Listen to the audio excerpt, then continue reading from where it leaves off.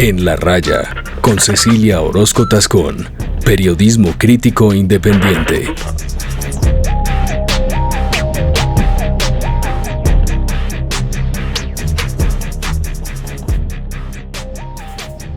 Hola, soy Cecilia Orozco, bienvenidos al podcast de la revista Raya.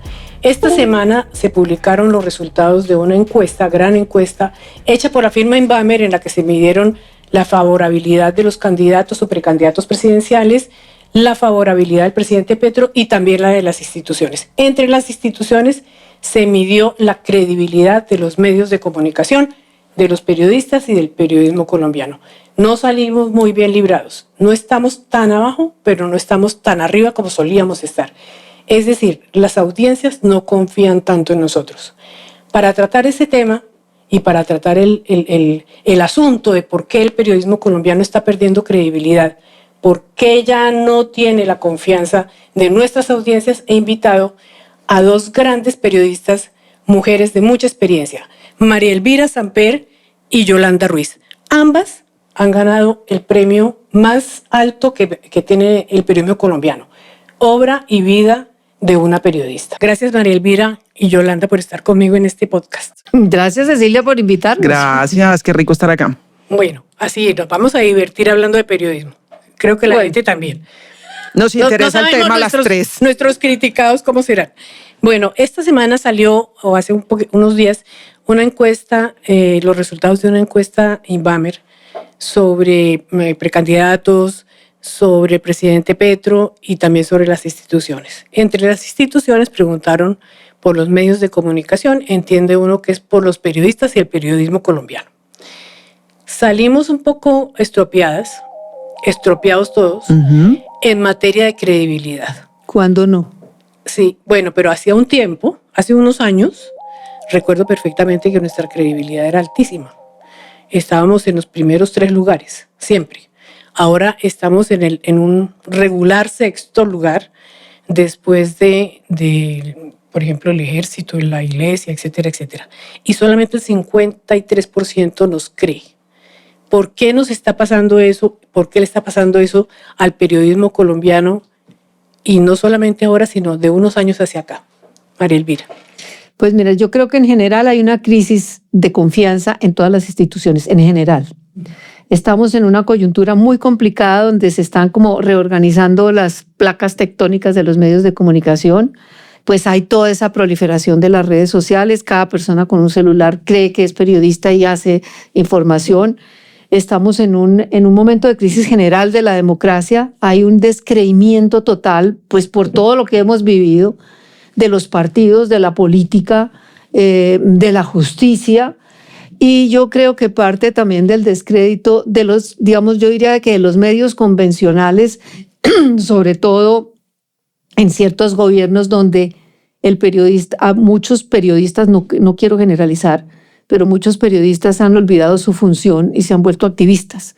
Entonces se ha roto esa línea entre información y opinión, y muchos periodistas, yo creo que es el mayor esfuerzo que debemos hacer, es alejarnos de Yolanda lo decía en su discurso, como poner uno un poquito entre paréntesis y en remojo sus convicciones y sus creencias y todo, y tomar distancia para, en lo posible, lograr un equilibrio y lograr uno concitar voces distintas, ideas distintas sin necesidad de tomar partido. Yo creo que eso cada vez se ha roto más, se rompe esa línea entre información y se opinión. rompe la credibilidad. Y se rompe la credibilidad, y también hay esas esquizofrenias de que una cosa dice un periodismo en una mesa de trabajo o en una firma en un periódico, pero tiene su propia red o su propio canal donde dice unas cosas con en el lenguaje y en el mood de las redes, que es un mood muy agresivo, muy confrontacional, muy de yo tengo la razón y tú no la tienes, muy polarizado, muy en blanco y negro.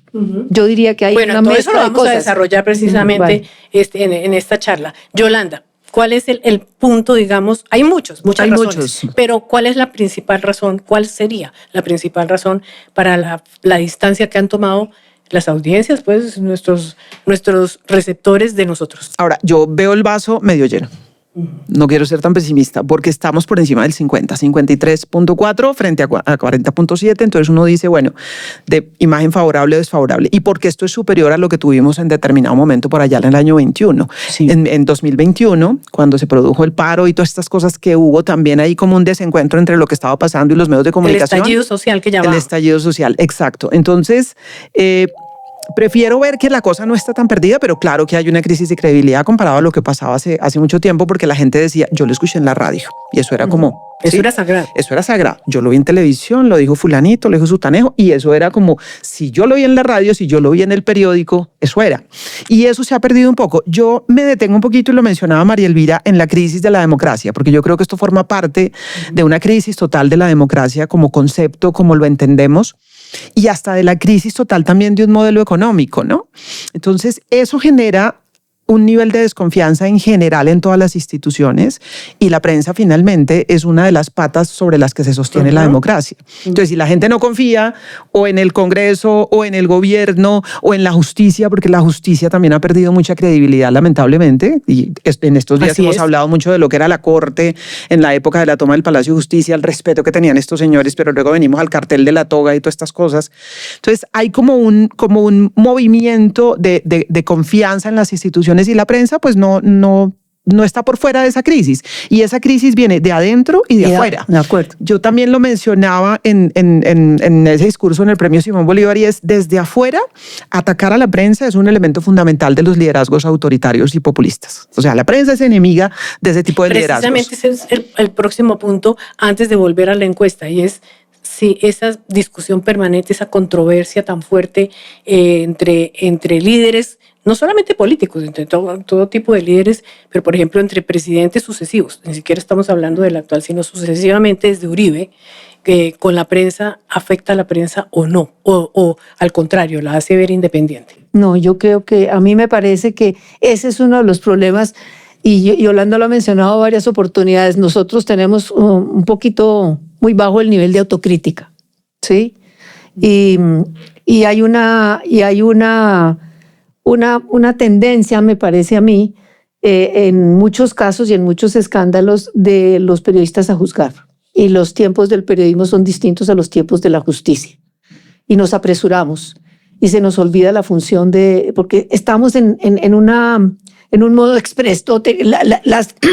Las redes nos han impuesto un reto de que tiene que ser ya, de que tiene que ser inmediatamente, y en eso nos tropezamos y nos equivocamos porque no confrontamos, no verificamos y queremos llegar primero. Y lo importante no es llegar primero, sino saber llegar. Y a veces, digo yo, los medios no sabemos llegar. Queremos llegar primero, juzgamos, y es muy fácil decir, destapar un escándalo, y inmediatamente el que está involucrado en el escándalo es culpable, y de pronto no lo es. Es cierto. Sí, y hay unos escándalos que se convierten en el mayor hecho de corrupción del país, y va uno a ver a lo largo del tiempo, y no era, pero se quedó eso en la cabeza de la gente. Y en esa medida yo creo que cuando a nosotros se nos van las luces, porque se nos van, y se nos van las emociones a veces porque se nos van, y se nos olvida cuál es la función nuestra, que es función social, y no tener likes o tener más audiencia necesariamente. Entonces, en esas idas de las luces salimos perdiendo. Y yo creo que parte de esa falta de credibilidad, yo creo que se debe a esa tendencia al activismo que no existía en un momento dado. Que no existía antes. Precisamente miremos la próxima gráfica de INVAMER, en la que a lo largo de los años, aquí se está midiendo los medios de comunicación desde el año mayo del 2017, que era gobierno Santos. Pasamos por todo el gobierno Duque y llegamos a parte del gobierno hasta el momento, hasta el gobierno Petro. Pero si ustedes se dan cuenta, bueno, la línea que marca la favorabilidad y la desfavorabilidad están siempre muy cerca. Sin embargo, hay una crisis, como decía Yolanda hace un momento, hay una crisis hacia el año 20, final del año 20, que era pandemia, y 21 cuando el estallido social. Y ahora se ha borrado casi la diferencia entre el uno y el otro. En el gobierno Petro, como que los que creen y los que no creen son lo mismo, que corresponde a los 53-40 más o menos. Entonces, digo yo, les pregunto a ustedes, esta credibilidad o no credibilidad en la prensa tiene que ver también con las relaciones entonces no las relaciones, digamos, sino las confrontaciones entre la prensa y el poder. Al margen de los errores, digamos, que hayamos cometido. O no tiene que ver con eso, sino con otros factores. Yo creo... Yo vuelvo al punto de lo que hay detrás de lo que se está cocinando, porque la prensa forma parte de un todo. A mí me parece que este tema del fundamentalismo, del pensamiento fundamentalista, que no solamente está en Colombia, sino en el mundo, es decir, estas cosas como de blanco o negro, o sea, el mundo no tiene matices, sino tiene blanco o negro, que nosotros empezamos a vivir en Colombia, no es que no lo hubiéramos tenido, pues nosotros tuvimos aquí la violencia liberal conservadora, es decir, la sociedad polarizada es cosa de nuestra historia, pero hemos tenido momentos un poquito de mayor tranquilidad, de mayor entender, de tener proyectos colectivos de país si se quiere. Tuvimos algunos momentos de proyecto de país. Para mí, por ejemplo, la Constitución del 91 fue una época de proyecto de país ante esa oleada tan brutal de violencia. Hubo como un proyecto colectivo de país que era sacar adelante la Constitución del 91. Seguía existiendo la guerrilla y todo esto, pero había como un proyecto de país. Luego viene nuevamente toda esta cosa de pensamiento fundamentalista y la prensa forma parte de eso. Es decir, también se toman posiciones y ahí es donde María Elvira dice, muchas veces se logra decir yo hago periodismo desde una línea editorial porque la línea editorial existe y es natural y es normal. Tú te paras desde una mirada, pero lo que tienes como periodista es que entender que el pararse desde una línea editorial no significa cruzar la línea para tergiversar lo que vas a publicar en aras de tu línea editorial. O sea, lo que te corresponde como periodista. Yo me paro desde esta línea editorial de izquierda a derecha, de centro, confesional, no confesional, feminista, lo que tú quieras, pero me paro desde ahí y desde allí informo con base en los hechos, tratando de ver que la realidad es un poco más amplia, pero sí creo que el pensamiento fundamentalista hoy se ha tomado también en algunos escenarios de periodismo. Yo no generalizo, me parece que parte del problema es generalizar. Yo creo que hay de todo. Aquí hay gente berraquísima haciendo cosas de periodismo, pero muy buenas, en medios grandes, en medios pequeños. Pero también esa premura de la que hablaba María Elvira, ese hacerlo ya, esa rapidez, ese hay que ser viral, ese hay que conseguir likes, esta cosa como tan loca de la dictadura del click, pues a mi juicio hace que se pierda un poco la calidad también. Sí, es verdad. María Elvira, ese fundamentalismo, ¿por qué se tomó el... Estoy de acuerdo en que no hay que generalizar, pero sí es un porcentaje muy alto el que está, por lo menos en los medios más grandes, digamos, en los medios que tienen mayor poder. Estoy hablando de las grandes cadenas de radio, de la prensa más poderosa en materia económica, etcétera. Ese fundamentalismo sí se nota ahí.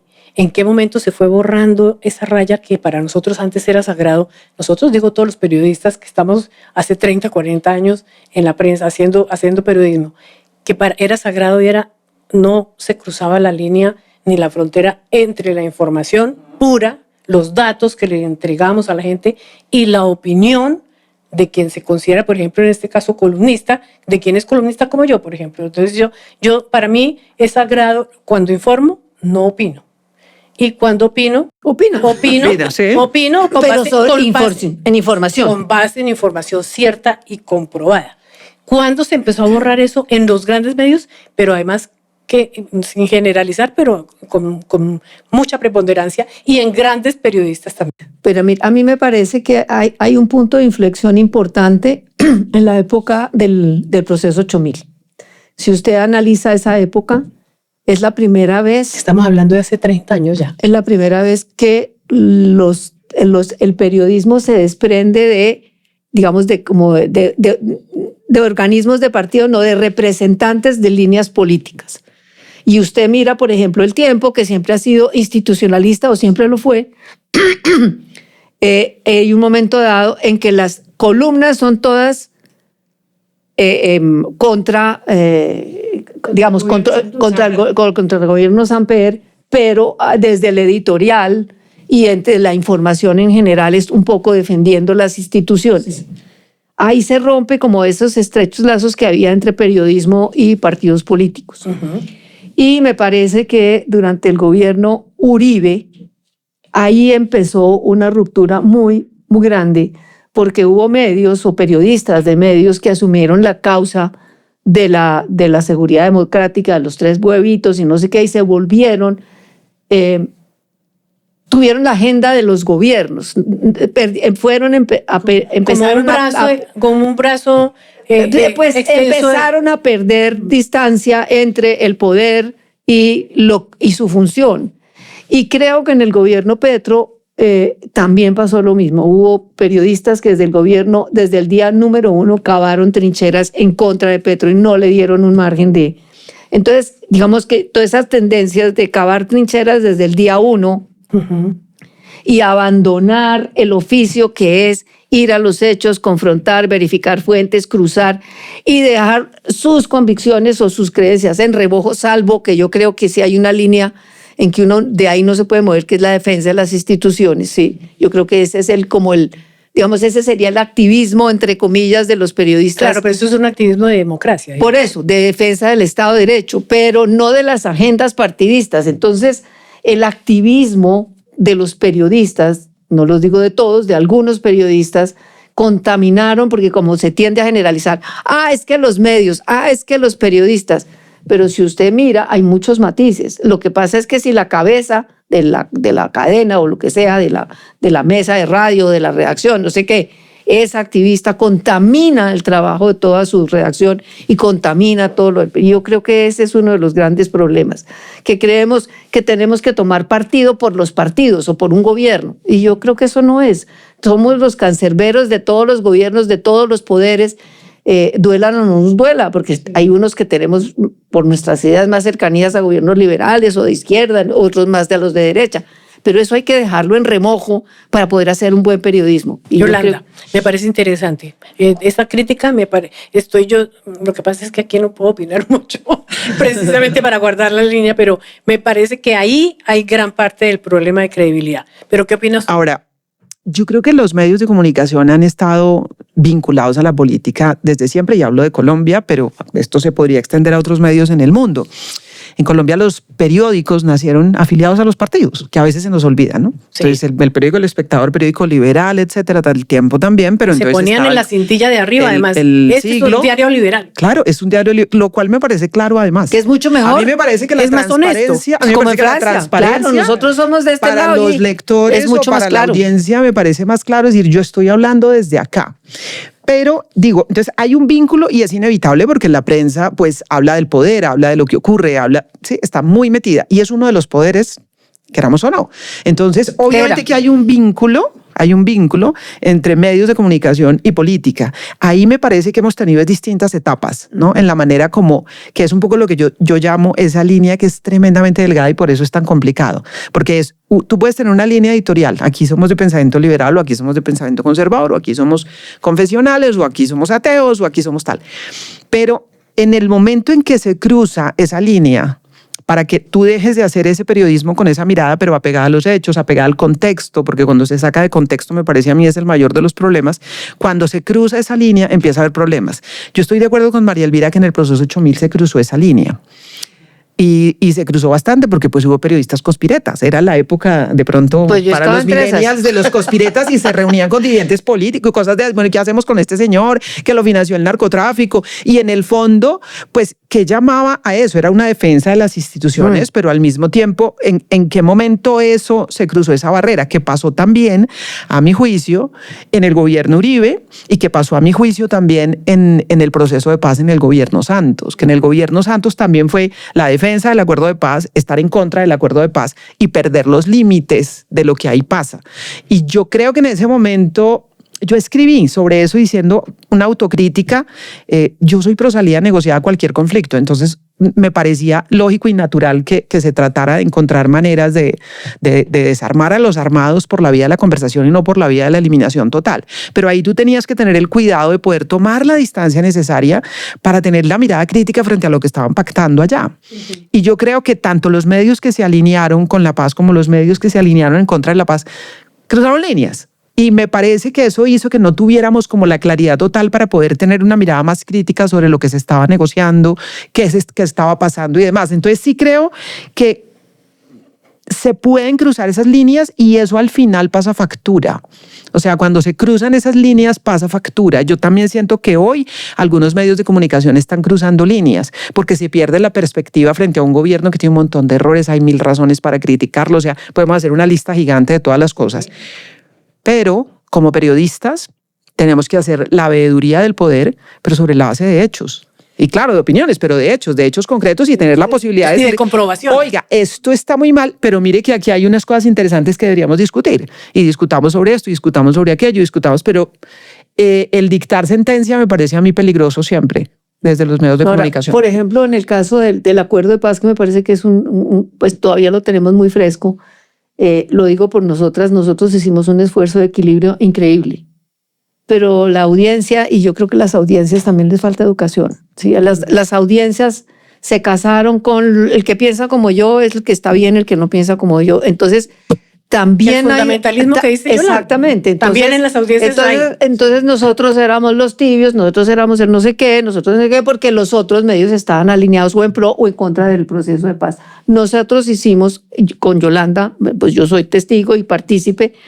¿Nosotros en dónde? En RCN. Radio. Era, sí, es decir, entendíamos para dónde iba, entendíamos de qué se trataba, era la primera vez que se lograba que las FARC aceptaran desmovilizarse, pero había problemas también de comunicación, había problemas todos. Nosotros criticamos mucho eso porque cuando resolvían hablar, entonces escogían unos medios, pero no dejaban la libertad como... Entonces, frente al secretismo de los negociadores del gobierno, nosotros siempre estábamos carentes de suficientes datos, mientras que el señor Iván Márquez y todos los en la guerrilla apenas terminaban las reuniones, salían con un micrófono a incendiar, y eso incendiaba a toda la opinión, que si usted miraba las encuestas, tenían cero favorabilidad y ellos estaban convencidos de que el país los adoraba. Y por el otro lado, pues los anti-FARC tampoco entendieron lo que estaba haciendo el gobierno porque había pues los negociadores del gobierno porque había mucha confidencialidad, que está bien, que fue uno, digamos, de los problemas de la negociación del Caguán, que fueron tantos los micrófonos que finalmente... Todo el mundo critica eso, pero finalmente yo creo que el Caguán fue la derrota de las FARC en términos políticos. Hablaron tanto que lograron unificar, acuérdese esa manifestación contra las FARC. Entonces es muy difícil. Ya estamos hablando de la época de la negociación con Pastrana. Sí, claro, que además fue tal la apertura, pues hasta los señores de la Bolsa de Nueva York vinieron a hablar con los de las FARC. Y acuérdese que había un niño secuestrado, todo el mundo pidió un niño enfermo de cáncer y su papá lo mataron, no lo liberaron. Digamos, esa fue la derrota política de las FARC. Y la derrota estratégica militar fue durante el gobierno de Uribe. Pero yo creo que nunca estuvimos preparados para todos esos temas de negociación. A los periodistas nos faltó preparación. En el caso del Caguán, mandaron reporteros muy jóvenes, que todavía nos falta mucho conocer la historia.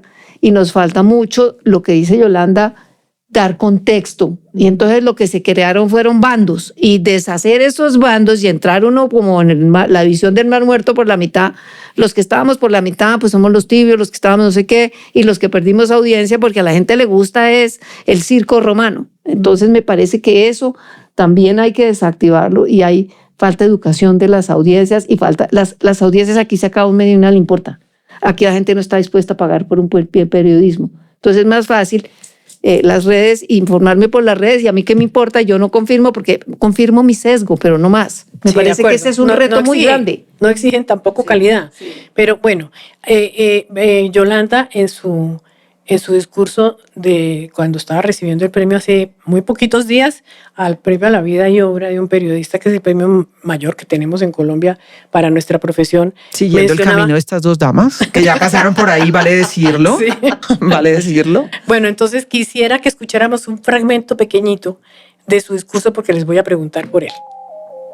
Mi trabajo ha sido posible porque además de mis redes de afectos, hay colegas que creyeron en esta idea y me acompañaron en la resistencia, aún cuando todo estaba en contra, aún cuando todo estaba perdido. Comparto hoy este premio con esos colegas, algunos de ellos están aquí, y con los miles más que hacen periodismo sin pergaminos, los de a pie, los reporteros que se levantan al alba y duermen poco, comen mal y tienen fe en este oficio. Son los que se paran durante horas a esperar lo que tiene por decir una fuente, los que reciben un dato y pasan horas o días confirmando su veracidad, los que viven en medio de la guerra y hacen periodismo con los armados respirando en la nuca. Y aquí acabamos de premiar a un colega, uno de miles que están allí en territorio resistiendo.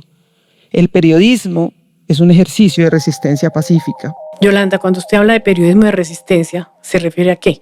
Es que dice, este es un periodismo de resistencia pacífica, dice al final. ¿A qué se refiere específicamente? Yo hablo de que hacer periodismo, sobre todo si se quiere hacer un periodismo responsable, es un ejercicio de resistencia, porque hay que resistir frente a todos los poderes que quieren meter la mano en la información.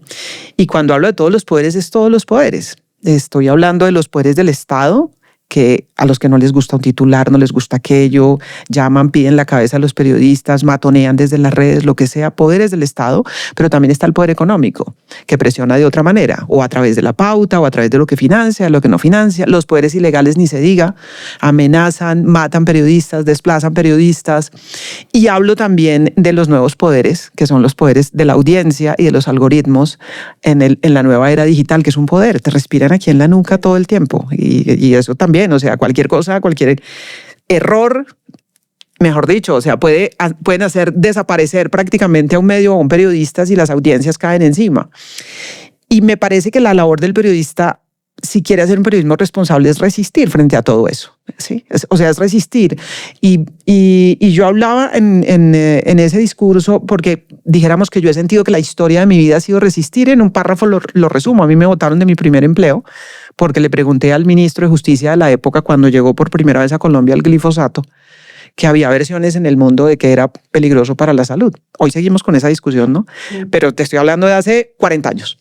Y el señor se enfureció y tiró el teléfono y tal, y el gerente del medio consideró que había me que tenía salir que de votar. semejante... Me votaron y me entregaron la liquidación por la ventana. No me dejaron entrar pues a la emisora. Pero fue el primero de muchos, ¿sí? Muchas fuentes luego pidiendo cambiar un titular, luego pidiendo lo que yo contaba ahí, la cabeza de un periodista porque había dicho tal o porque había dicho tal, amenazas de todo. Entonces tú tienes como dos posibilidades: o tú cedes, ¿sí? ¿Y te acomodas? Y te acomodas, que es una posibilidad, o tú das la pelea. Entonces yo en general di peleas. Hubo algunas que gané y otras que perdí, porque uno pierde. Cuando uno pelea, uno pierde también. Claro. Y es doloroso cuando se pierde, pero es resistir. Y frente a las audiencias lo mismo. Tú puedes ceder ante aquello que se vende y se vuelve viral. Entonces, ¿qué es lo que se está vendiendo? ¿Qué se vuelve viral? Titulemos por ahí. Hagamos el titular para el SEO, ¿no? Como se dice ahora. Para que me encuentre el algoritmo de Google y yo me posicione rápido. O hagamos el titular, ok, entendiendo cómo se mueve el algoritmo, pero sin tergiversar. Que esa ha sido una conversación interesante con el chico que nos maneja redes sociales en el proyecto Menopáusica, así que porque es entender que obviamente hay que hacer un titular que puede ser interesante y demás, pero que tú no puedes tergiversar. Tú no puedes tergiversar lo que dijo una persona, tú no puedes sacar Claro de contexto lo que dijo una persona. Tú puedes titular de manera atractiva si se quiere, pero no tergiversar, que se hace con muchísima frecuencia hoy en las redes, pero mucha frecuencia. Entonces, ese es un ejercicio de resistencia.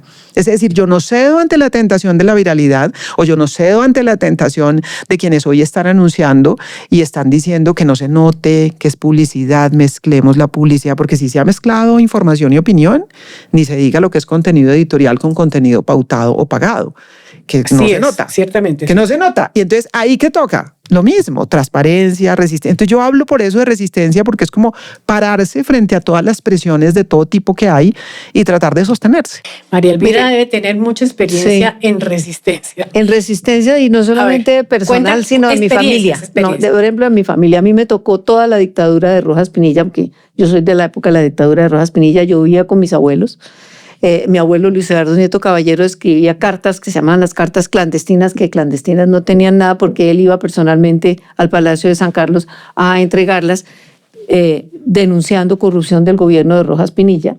Le tocó la censura, él fue censurado, le tocó la censura del Tiempo, tocó la censura del Espectador, y ellos hicieron resistencia a la dictadura.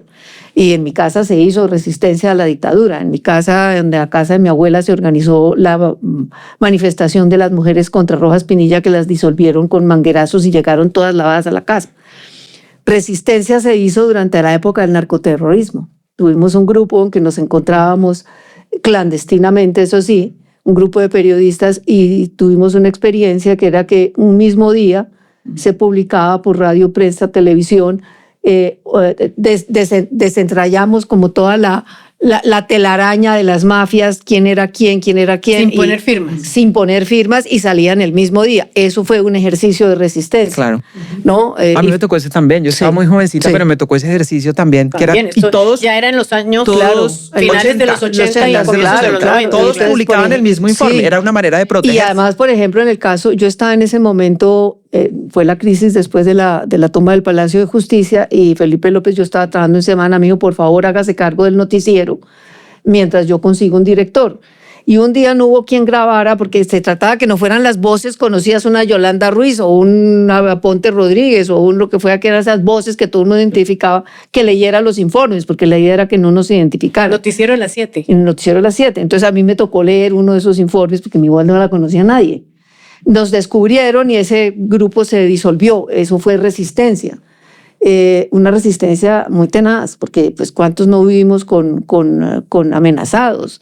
Y resistencias internas, por ejemplo. A mí me tocó una vez, llegaron a Semana. Estas me parecen muy interesantes porque son más invisibles. Esas son duras. Y esas son muy duras. Son a mí me tocó, ¿no? Esa la gané, otras las perdí, pero esa la gané. Llegó un periodista y dice que Rodríguez Gacha nos da una entrevista. Entonces yo le digo, estamos en consejo de redacción con Felipe López, era el director, yo era la jefe de redacción. Entonces le dije, me opongo de pies y manos. En Revista Semana. En Revista Semana. Entonces me dice, no, pero es que va usted. Y le dije, ¿usted cree que yo voy a tener agallas en la mitad del Magdalena Medio a preguntarle a un tipo rodeado de ametralladoras a decir las cosas que yo digo aquí en público? Entonces, no, a mí no me parece. No, es que él dice, y usted cree que yo le puedo decir, nosotros nos reservamos el derecho de publicar la entrevista si nos parece bien o no. O nos matan después o me matan ahí. Yo no me opongo. Entonces dice, sí, tiene razón, no hicimos esa entrevista. Otras las perdí por cuenta de una pelea que tuve con los Ochoa, casi me secuestran. Bueno, en fin. Y otra resistencia, pues la que hicimos en el noticiero QAP, que además nos quisieron meter los dedos en la boca metiéndonos un cheque que no era, no sé qué. Ahora nosotros sí defendimos las instituciones, teníamos dudas sobre... fuimos tan decentes que cuando sacamos la entrevista del exdirector, el que salía de la DEA, denunciando la penetración del cartel de Cali, los dineros del cartel de Cali, fuimos a Palacio, personalmente. Hablamos con el presidente. En la campaña presidencial. No, ya era presidente. Y le dijimos, presidente, tenemos esto, quiero que lo sepan, preparen ustedes una... No, pero ¿por qué no publican esto? ¿Por qué no, más bien dejen de esto? No, le dijimos, no, vamos a publicar todo, porque además esa cinta se la pasamos a consejeros, gente que considerábamos que tenía criterio. Me dijo, ustedes tienen que publicarlo todo, porque el presidente en un momento no ponga tal parte. Le dije, no, eso no me da pena. Nosotros vamos a publicar eso. Lo que queremos es que ustedes sepan, manden un emisario, manden al señor Medina, manden al jefe de prensa. Si usted quiere hacer un comunicado, pues lo vamos a publicar. Ahí hubo resistencia. Es que hablamos con el presidente pidiéndonos no publiquen y publicamos. Hubo resistencia y pues perdimos el noticiero. Sí, y hubo resistencia durante la revista Cambio por denuncias de agroingreso seguro, porque dijimos que la seguridad democrática había llegado a su límite, porque denunciamos que estaban pensando en poner bases y nos votaron 2 veces. Nos votaron un viernes y nos votaron un lunes para que no quedara dura. Y ahí hicimos resistencia. ¿A quiénes? A Rodrigo Pardo y a mí, porque en ese momento había intereses del tiempo que tenía, ya había comprado Planeta una parte en el famoso Tercer Canal, que había hecho una oferta del gobierno y estaban interesados en el Tercer Canal. Nosotros era una piedra en el zapato. Ahí también resistimos y ahí perdimos. Sí, resistimos y perdimos, pero la resistencia está ahí desde el comienzo. Bueno, yo siento, como periodista y reportera que he sido siempre, no he sido dueña de medio ni magnate de corporaciones de prensa ni nada, sino simple reportera. Siento que somos un poco el lado débil, a pesar de que hay periodistas que realmente se merecen una medalla al honor, al mérito y al valor. Sí. Entre muchos de ellos, algunos muertos. Somos como el lado débil de la cadena. O sea, pienso que los poderes económicos y políticos muchas veces tienen mucho más fuerza y más correa y que hacen con nosotros en algún momento dado lo que quieren, digamos, votar a la gente,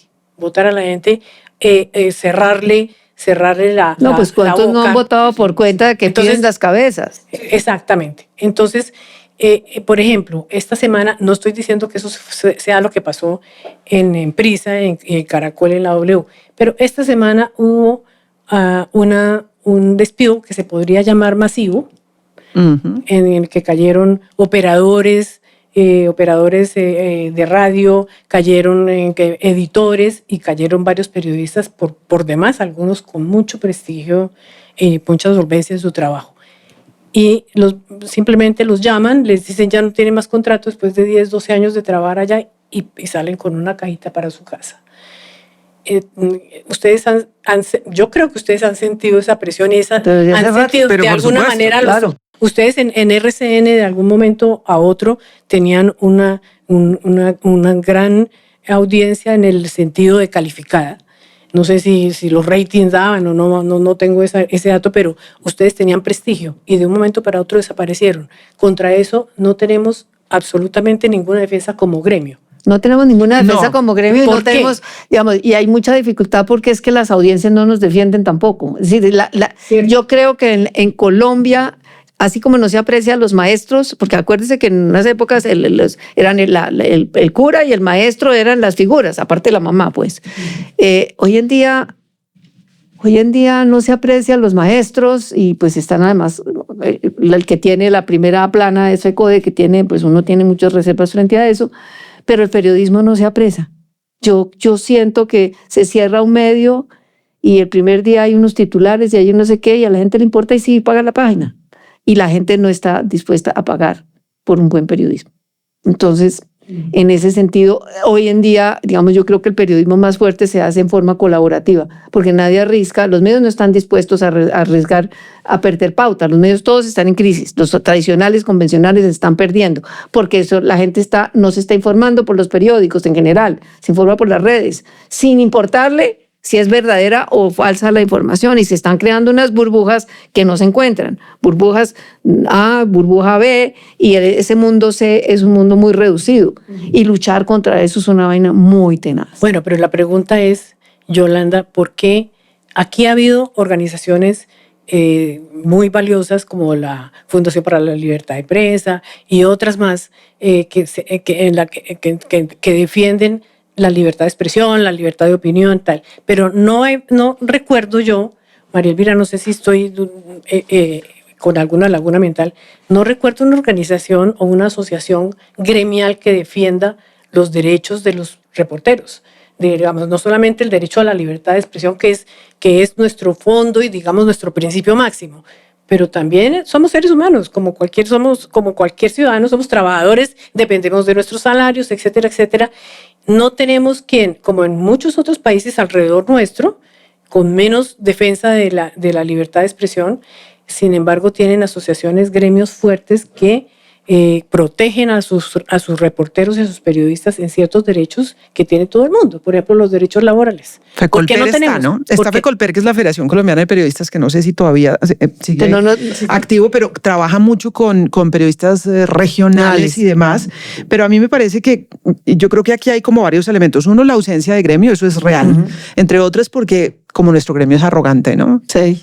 Y entonces, en la medida en que tú vas más ascendiendo en la escala laboral del periodismo, menos tienes que ver con los que el gremio reproduce mucho, pero mucho, la escala social y socioeconómica y la discriminación. Es decir, hay unos directores que ganan unos sueldos muy altos, me incluyo, yo gané sueldos muy altos cuando fui directora, una base media que tienen unos ingresos más o menos decentes y una base de la pirámide gigantesca en donde hay unas cosas de todo, es decir, desde salario mínimo hasta pago por nota sin garantizar que a ti te pagan. Y muchas veces los periodistas que trabajan de pago por nota van y hacen el trabajo y si la cuelgan no se la pagan. No, es decir, y el problema en las regiones. Social, en las regiones ni se diga. Entonces, ahí hay un fenómeno. Como una pauperización de la profesión. Pero total, hay una pauperización muy, muy grande. Pero también me parece a mí que es que en serio el periodismo está atravesado por lo que está atravesado el planeta y la democracia. Sí. Lo que estamos viendo en términos de crisis de los medios y lo que pasó en la W Caracol forma parte de la crisis de los medios de comunicación. De pronto fue muy visible porque fue una salida en un día de muchos periodistas, pero la salida constante de periodistas de los medios de comunicación es permanente, es permanente. Es decir, uno tras otro y salen 2, 3, 5, 10. En la pandemia salieron muchísimos periodistas y trabajadores de medios de comunicación. Entonces, sí hay una crisis y me parece que la crisis tiene que ver también con el modelo del negocio, porque toda la era digital reventó el modelo de negocio y me parece que quienes éramos los encargados del contenido, yo creo que entendimos más rápidamente que había que estar ahí. ¿Sí? O sea, todos los que estábamos manejando contenidos en medios de comunicación y que nos tocó la transición, que empezamos en máquina de escribir y terminamos en computador y con este aparatico trabajando, entendimos que el contenido tenía que estar ahí. O sea, tenemos que estar ahí. Tenemos que tener página, tenemos que estar en Twitter, en redes, en lo que sea, en tal. Pero el negocio fue como tramitando lentamente y de repente estaban los contenidos allí, pero no estaban los ingresos allí. Y esos ingresos empiezan a dispersar.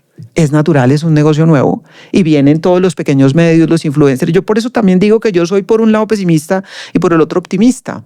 Cuando yo empecé hace 40 años, si tú no conseguías un trabajo en prensa, radio, televisión, no tenías nada que hacer. Sí. Hoy en día, pues tú estás aquí, claro, trabajando. Tú eres tu Nosotras medio. también estamos trabajando y tenemos un podcast y hay muchos que tienen emprendimientos y hay una explosión de posibilidades. Ahora, la calidad es otro problema. Eso Entonces ya tú digo entras yo. ahí a decantar cuál es la calidad del periodismo que se hace, quiénes hacen periodismo y quiénes no hacen periodismo. ¿Y quiénes hacen periodismo activista? Porque es que también uno ve... Sí, el activismo es fatal. Entonces también yo sí insisto mucho que hay una responsabilidad de las audiencias que no pueden seguir siendo espectadores pasivos. Yo creo que falta educar a las audiencias, falta que puedan calificar, decir, me da porque mire, me comprueba, me verifica, me no sé qué, incluso por el celular, por el podcast, por lo que sea. Pero estamos en un grado tal de emocionalidad que entonces yo me aferro y me vuelvo adicto, porque es que el algoritmo lo va volviendo a uno adicto. Entonces no me converso porque con el refuerza otro. lo que ya le gustaba, Claro, el prejuicio. y yo no, yo tengo la razón y él no. Ayer leía una columna que decía todas las opiniones son válidas. Y yo no me acuerdo de quién es que con esta niebla Y uno mental, dice, ¿no? depende. No, yo porque creo si que yo no. opino que las mujeres no pueden votar, pues no. tu No, por opinión. eso. Entonces ¿Me yo creo, entiendes? entonces dicen, de Subiría, en El Espectador escribió, dice, no, todas las opiniones no son válidas. Lo que es válida es la respetabilidad y la credibilidad de quien emite la opinión. Entonces, si un nazi dice que es válido exterminar judíos, ¿sí? No es válido. Esa no es libertad de expresión. Eso va contra todos los derechos humanos, ¿sí? Entonces, todo el mundo se Pero cree por eso con no se puede derecho de eliminar. opinar. Por eso todo el mundo tiene el derecho de opinar, pero no todas las opiniones son respetables, creo yo, ni todas las opiniones son válidas. Porque que por cuenta del derecho de opinión yo puedo decir, es que yo voy a subir al poder y voy a destrozar a todos los que no sé qué, o yo lo que se necesita es bala. No. Sí, o yo opino que tú eres un asesino sin Sí. tener ninguna prueba. Sí, de acuerdo. No puedes De acuerdo. opinar. Pero María Elvira dice la responsabilidad de las audiencias. Yo siempre hablo de la responsabilidad colectiva de la sociedad. ¿Cuál es la responsabilidad de los anunciantes? Que no También. se Vamos preguntan para allá. cómo se Exacto. consiguen las métricas. Sí. No se lo preguntan. ¿Cómo estamos consiguiendo métricas? Lo que ¿Con les qué importa calidad es de eso. contenido? Me interesa ver las cifras, que tengan muchos clics, que tengan mucho engagement, que tengan mucho tal, y listo. ¿Cómo se está consiguiendo eso? ¿Con información veraz, con mentiras, con falsedades, con... Sí, Estimulando los discursos del odio, estimulando ¿o no? discursos de odio? Exacto. Bueno, pero no nos olvidemos de la agremiación que tenemos, que ya no nos va a tocar a nosotras seguramente, pero creo que hace falta un gremio defensor de periodistas. Pero un gremio respetable. Respetable, por supuesto, de reporteros. Pero yo creo que, y por ejemplo, de derechos. la Fundación por la Libertad de Prensa, FLIP, yo creo que se hace dedica mucho. más a la libertad de prensa que Sí, no pero- entra en no, debates pero- laborales. No, digamos, no en laborales, pero sí en la defensa de los periodistas que acabamos siendo en un momento En la dado. parte los que- judicial. la parte judicial, que ese es otro problema, que sea judicializado. Sí, judicializado. Y jodido también. Y también, sí. También se ha que es que jodido. ahora la opinión es judicializable. No. Y entonces, usted tiene, creo que por ahí una caja llena de empapelada por todas partes. tutelas. De tutelas. Entonces también, pues no. Bueno, y estoy como picando aquí y allá porque quiero aprovecharlas a Además, ustedes en de esta hora. todito y mix. Ya se nos está acabando De el tiempo. todito mix. Pero no puedo dejar por fuera esa barrera que mencionó Yolanda o María Elvira o las dos, esa barrera que también se ha borrado de la información y la opinión, esa es una, pero del respeto por el periodismo independiente y la publicidad.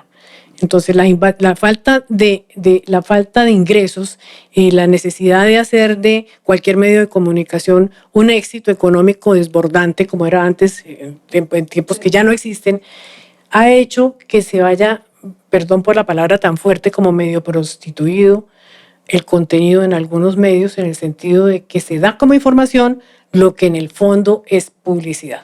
Se pone a los periodistas con nombre ya, a dar como si fuera una noticia, y en el fondo lo que hay es algo pagado para la empresa, lo cual me parece terriblemente engañoso y deteriora ahí sí la profesión. Ustedes dos han estado en varios medios. ¿Les ha pasado, les ha sucedido que les han exigido presentar información, publicidad como información? A mí me pidieron, evidentemente, desde muy al comienzo, hacer publicidad. Yo creo que uno de los primeros momentos en que se presentó, años 90, yo era presentadora de noticias y surgió una campaña que era en favor del chocolate, del consumo del chocolate, que salió un estudio, que el chocolate era muy bueno, que no sé qué, era publicidad. Y entonces me llegó esa publicidad de que yo como presentadora de las noticias tenía que leer eso. Y yo dije, no. En mi ejercicio de resistencia, que desde muy chiquita lo tenía claro, dije, no me parece. A mí no me parece, porque es que esto es publicidad y lo que nosotros hacemos es noticias, porque yo tengo que leer la publicidad.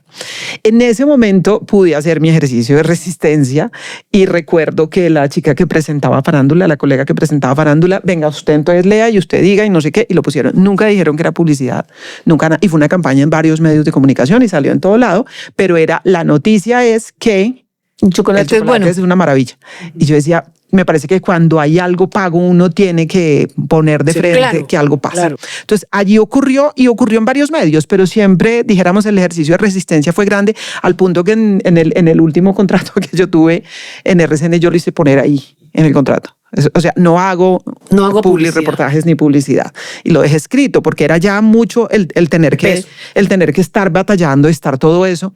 Entonces sí, y hay una tendencia cada vez creciente, sobre todo en los contenidos digitales, a que como los influencers lo aceptan fácilmente, que no identifican cuándo es contenido y cuándo nada. Los influencers no necesariamente son periodistas. Hay periodistas que son influencers y yo digo que no está mal. El periodista puede ser un influencer. Lo importante es que tú no renuncies a tu práctica profesional, sí, con tus estándares éticos, así sea que trabajes en redes sociales y seas muy exitoso. Ni bajes el nivel. Y hay muchos que son muy buenos y son buenos reporteros, buenos periodistas, investigadores y demás, y que son muy buenos en las redes también, está perfecto. Pero hay muchos influencers que no son periodistas y parecen que lo fueran, manejan información, y entonces mezclan sin que la audiencia note el contenido con la publicidad. A mí me parece muy grave. Y ahí es donde yo pregunto también, bueno, las sociedades, ¿qué es lo que quieren construir? Esa marca, ¿qué quiere construir? ¿Qué tipo de contenido quiere? Lo único que le importa es que venda, que llegue. Yo no me pregunto si con eso le estoy haciendo algo a la sociedad y estoy quebrando uno de los valores fundamentales de la sociedad. Quebrando el principio de la honestidad. Exactamente. La transparencia, que yo digo, sí, lo más importante es transparencia en términos éticos, ser transparente con la audiencia. Mira, este es un informe patrocinado. Sí, claro, y además no le quita nada. Eso lo hacíamos nosotros en semana, publicidad política pagada o publicidad o reportaje, reportaje decíamos.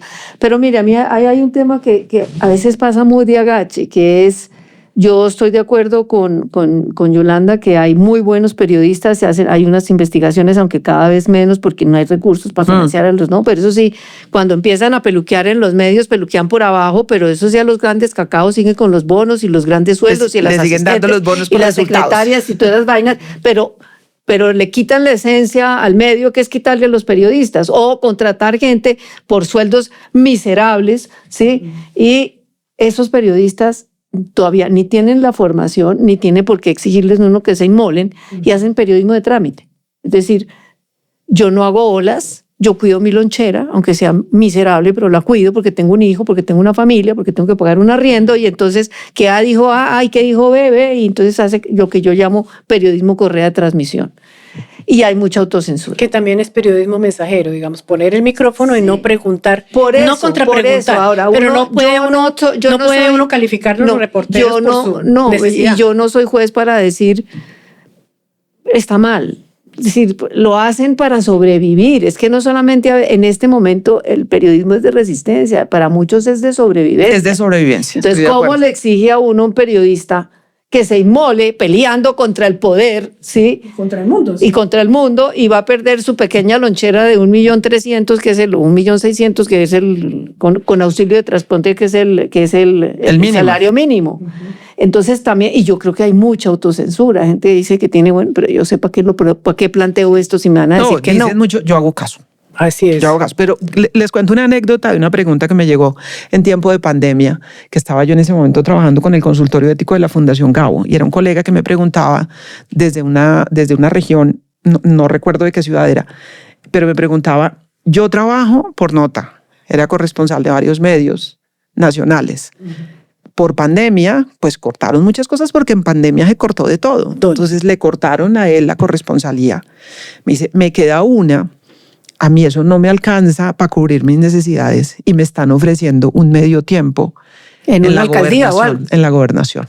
Entonces él preguntaba si era ético tener ese contratico que le quedaba y estar medio tiempo en la gobernación. Sostener el contrato Sostener el contrato con el Noticiero Nacional de periodista. Y al mismo tiempo ser funcionario. Exacto. Público. Entonces, éticamente, entonces, a mí se me arrugaba el corazón porque éticamente, ¿cuál sería la respuesta? Pues no combina. En el mundo ideal, o sea, o tú trabajas como funcionario de una entidad pública o tú eres periodista independiente. En el mundo real, pues el hombre tiene hijos, tiene que pagar arriendo, tiene que comprar mercado y estamos en pandemia. Entonces, en el mundo real, y la respuesta que yo le di la he comentado muchas veces porque era, el mundo ideal indica esto, en el mundo real lo que puedes hacer es ver si logras mantener tu independencia entre las dos cosas. Que tú no cubras gobernación, o sea, que le digas al medio, yo voy a estar acá, pero entonces no cubro gobernación, pero les cubro otras cosas, ¿sí? Les cubro orden público y les cubro no sé qué y les cubro tal, y tratar de hacer una separación entre lo uno y lo otro, si obviamente ese es el único medio de subsistencia que se tiene. Entonces, por eso también, con muchísima frecuencia, en el consultorio preguntaran sí o no, blanco, negro, y resulta que los dilemas éticos son dilemas porque no hay una única manera de resolver. Porque tú tienes una obligación ética con tu familia, también con tus hijos. Por supuesto. Y entre el blanco y el negro hay mucha variedad de grises. Exacto. Claro. Entonces, yo hablo en ese sentido que plantea María Elvira, porque uno habla de resistencia y todo, claro, pero muchas veces la resistencia implica también aguantar y sostener cuando hay unas necesidades individuales porque hay supervivencia. Y los periodistas, a los que tanta piedra le tiran, porque eso sí, hay mucha gente que tira piedra, pues también son como todos los demás trabajadores. O sea, intentan sobrevivir. Por supuesto. Bueno, no puedo terminar dándole las gracias por todas las luces que nos dieron hoy. A ver cuánto nos van a criticar. Mucho. O de pronto nos van a respaldar también. No, eso, palo lo que les gusta de la gente de los periodistas. No puedo dejar de preguntarles por el proyecto que tienen, precisamente hablando de casi que el fin de un periodo de medios tradicionales, en papel, en ondas de televisión o en ondas de radio. El proyecto Las Menopáusicas. Ustedes las conocen hoy por Las Menopáusicas, pero fueron periodistas y yo creo que siguen siendo y en algún momento volverán a ser periodistas de periodismo del día duro. Entonces, ¿cómo se inventaron cómo fue ese invento de Las Menopáusicas y cómo les está yendo? Al César lo que es del César, ella se lo inventó. Nos está yendo muy bien, primero. Estamos felices. Muy bien, estamos felices. Y el proyecto nació primero porque queríamos seguir haciendo algo juntas cuando salimos de RCN. Entonces hicimos por ahí un par de pilotos, queríamos hacer como periodismo de opinión, tal. A ustedes también les cerraron el espacio, ¿no? Y les salieron de un momento para otro. Pues yo salí por mi decisión, pero después de que... Pero mamada de la resistencia. Ahí fue una de esas de que ya no aguanto más. Cuando me sacaron del proyecto digital, yo dije, pues es que uno no puede. En ese momento uno no puede estar por fuera de lo digital. Ah, claro. Entonces, pero es que ya lo digital conspiraba contra nosotros porque nada lo que hacíamos lo pasaban por digital. Lo digital tenía que... Entonces eran dos líneas editoriales distintas. Entonces eso era un choque de trenes. Tú no sobrevives sin el universo digital. Entonces yo dije, me agoté, me fui. Y pues salió el grupo y salió y ya. Y hoy en día ya están fusionadas las dos. Lo que está pasando en Caracol y la W es lo que pasó en RCN. Ya se fusionaron las dos.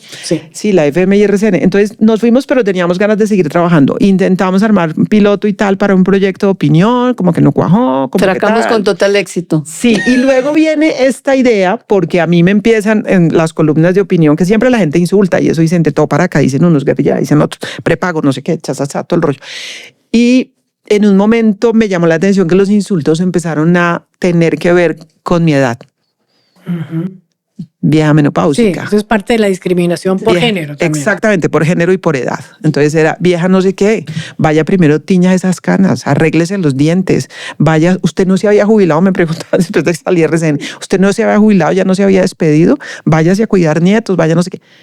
Entonces yo dije, me insultan por mujer vieja, y en el mundo, mientras tanto, había una discusión que se estaba abriendo entre muchas mujeres poderosas que empezaban a hablar de la vejez, de la menopausia, de las canas, de todo esto, muy empoderadas. Yo recuerdo mucho a Michelle Obama. Hablábamos también con María cuando arrancamos de Sofía Vergara. Le hacen una pregunta en una entrevista. ¿Qué le quita el sueño? Ella dijo la menopausia, con esa tranquilidad que dice ella. Entonces el tema se estaba hablando en el mundo, mientras que aquí en las redes lo convertían en insulto. Yo le dije a María, hagámonos un podcast. Y yo me lo aprendí. Y de una. Ay, de una, como una lapa, porque yo recién no quise volver a ser columnista. Estoy feliz en los márgenes. Me consta que le han ofrecido varias veces. Estoy feliz en los márgenes del periodismo duro porque fueron muchos años. Para descansar, pero aquí estamos haciendo un periodismo distinto. Ahora estamos haciendo periodismo porque investigamos, confrontamos, entre otras cosas descubren cosas muy interesantes de las mujeres. Y fue un reto pasar de la tradicional entrevista a la que estábamos acostumbradas de tomar distancia a la conversación, es acercarnos para que las mujeres hablen de sus cosas. Somos la mitad de la población. En 5 años vamos a ser 20% de la población mayores de 65 años. Estamos vivas, somos útiles, y esas mujeres lo que han hecho es abrirnos sus vidas y sus corazones, y han logrado tocar a muchas mujeres que se nos acercan, y eso ha sido muy emocionante, que nos dicen: con su podcast entendí, con su podcast me salvó la vida, su podcast... Yo realmente vivo conmovida, porque después de tantos años tocamos fibras que nos paran en las calles. Fibra humana. Sí, estamos llegando a la población, a las mujeres que sostienen los hogares, a las que resisten, a las que han pasado que han tenido que resistir, por ejemplo, las que han llegado a los altos cargos, las que han tenido que romper techos de cristal. Mire, a mí me dejó conmovida la conductora del SITP, es una mujer rota, que venía, digamos, de una situación económica más o menos, el marido la deja sin nada, los hijos se le van, acaba manejando un bus y la gente encima la insulta. Entonces uno dice, miércoles, hay una cantidad de mujeres valiosas, poniendo el pecho, sosteniendo sus familias, sosteniendo los tejidos sociales en un país donde los jóvenes mueren entre las balas de los grupos ilegales, la pérdida en términos de hombres es enorme, hay una cantidad de viudas, de mujeres cabeza de hogar, que son las que sostienen este país en realidad. Entonces ha sido muy, muy bonito, muy emotivo, y yo estoy muy contenta. Y muy interesante que hayan abierto, es abrir la mente, ¿no? Que es abrir la mente por esa beta, digamos. Y cerremos con a propósito de mujeres, con otra frase o una pequeña anécdota que contó Yolanda en su discurso, que tiene que ver con experiencias que seguramente las tres hemos tenido, y es ser mujer periodista en un país machista. Yolanda, usted contó un pequeño fragmento de eso. Cuéntenos un detallito de cómo es la discriminación por mujer y periodista en un mundo casi masculino. Pues yo diría, y yo no lo noté al comienzo, Cecilia, yo no noté que había una discriminación por mujer, porque llegábamos a las salas de redacción y nos decían, hay que ser duras, las salas de redacción son duras, y entonces toca plantarse y toca tal porque los tipos son duros y son tal.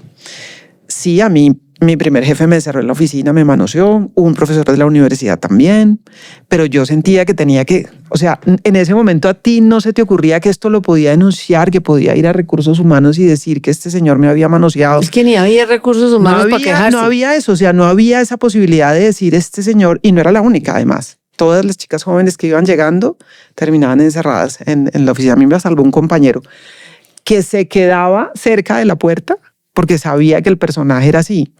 Y entonces él golpeaba y decía, estoy buscando a fulana y no sé qué. Pero adicionalmente hubo discriminación salarial. Hubo discriminación salarial en varios momentos, y en un momento que lo pregunté, entonces, que ya fue en las últimas etapas, era, no, la discriminación no es de género, aquí tenemos igualdad de género y todo, no sé qué. Lo que pasa es que él nos representa la juventud y la esperanza, el futuro, el proyecto. El hombre que estaba llegado. El hombre que ganaba más que yo por un cargo similar, con menos experiencia, me dice, no, este es el futuro, tú ya pues tienes una... Le dije, entonces la trayectoria no sirve y la discriminación no es por mujer, sino por vieja, o por mujer y vieja. Les dije, bueno, perfecto. Pero son muchas, y además un jefe de prensa de muy alto nivel, que me le quejé porque no pasaban al teléfono los personajes, las noticias se las daban a la competencia todo el tiempo, entonces yo, tomémonos un café y venga, me cuenta, hermano, a ver qué es lo que pasa. ¿Qué es lo que pasa? ¿Por qué no? Y el tipo arranca a rozarme la mano, así. Tú y yo podemos ser amigos. ¿Qué tal eso? Pero de altísimo nivel, el jefe de prensa. Y si tú y yo podemos ser amigos, yo te colaboro con las Chivas. Bueno, eso ya es... Eso nos pasa a las mujeres. Sin contar por ahí otro funcionario de alto nivel que me cogía por acá cuando saludaba y uno dice, pero ¿por qué me tenés que coger? O sea, no tienes por qué tocarme. Todas esas cosas pasan. Y nos pasaron. Y además, a mí lo que más me impacta de mí misma es venir a darme cuenta con el paso de los años que eso no tenía que haber pasado.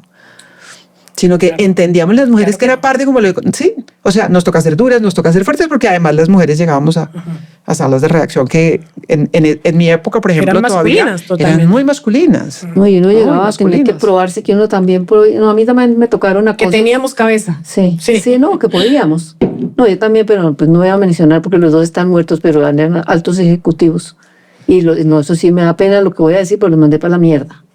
Pero digamos, yo también yo sabía que a mí me apoyaba mi jefe, digamos, ¿no? Y que me hubiera apoyado. Entonces, en una entrevista, pero ella me empezó a mandar, en un momentico, yo vine a entrevistarlo. ¿Te mandó la mano? Me mandó la mano a la pierna y empezaba con él, no. Y otro fue en público, que fue un escándalo, así que nacional, pero yo estaba rodeada de amigos periodistas y pues ahí más o menos bandeamos la cosa, pero yo me sentía acosada, me sentí muy mal, pero requería manejo por el estatus del personaje. De resto tengo que reconocer, porque cada uno habla de la feria como le va en ella, que digamos, yo he tenido siempre jefes masculinos y que las oportunidades que yo recibí desde que comencé mi carrera me las dieron hombres que nunca, ni por los laditos, era por nada distinto a que creían que yo podía. Claro. Y Yolanda, que ha sido una jefe maravillosa, sí, pero digamos, yo creo que en esos términos me ha ido mejor que a Yolanda.